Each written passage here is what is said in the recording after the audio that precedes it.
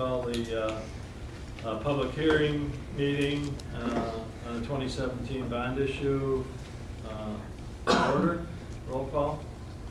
Ms. Vergano, Mr. Nielsen, Mr. Pearson, Ms. Pilney. Here. Mr. Colson. Here. Stand for the pledge. Pledge allegiance to the flag of the United States of America and to the republic for which it stands, one nation, under God, indivisible, with liberty and justice for all.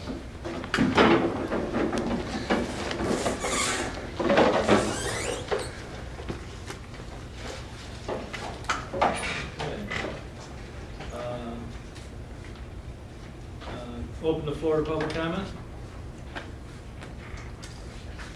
$36,000 general obligation, limited park bonds. Unless you want them to go first. May I speak? Yes. Thank you. I actually had a few questions first on it.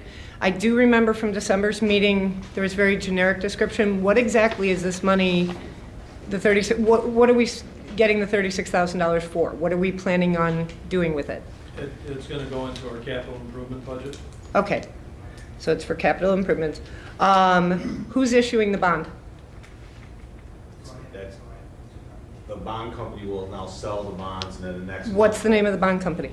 It's, Chapman Chapman Cutler. Chapman What Cutler. Chapman Okay. and Cutler are the attorneys that are for it. You might have in the bond issue itself, the It's what the indication. village used in the past with Chapman. Bernardi Securities then? I don't think it's Bernardi. Okay, could we find out at least at some point, please, who they, okay. Do we know what bank is going to be managing the fund? Or They're not the, sold yet. They'll all come next month. okay, that's fine. I'm curious what efforts were put forth to secure grants before we turned towards this decision of trying to seek out a bond? What kind of efforts were put forth? Well, the reason for bonding is if we let the bond balance go down, we can't get it back up without going through referendum. So we're maintaining the same bond level as we have in the past. Okay. Well, I'm done with questions, then I guess my one statement would be then that I'm extremely disturbed at the idea of the Park District needing a bond. I do understand you explaining, though, the bond balance being kept, so that does help me. But I guess some of what was sitting in my mind is, for example, if expenses when it comes to things like sending people to conferences were cut back and other expenditures of this board were cut back, I guess I'm wondering if we really need to go ahead and get a bond for the $36,000. And with your explanation of the balance, I do understand that.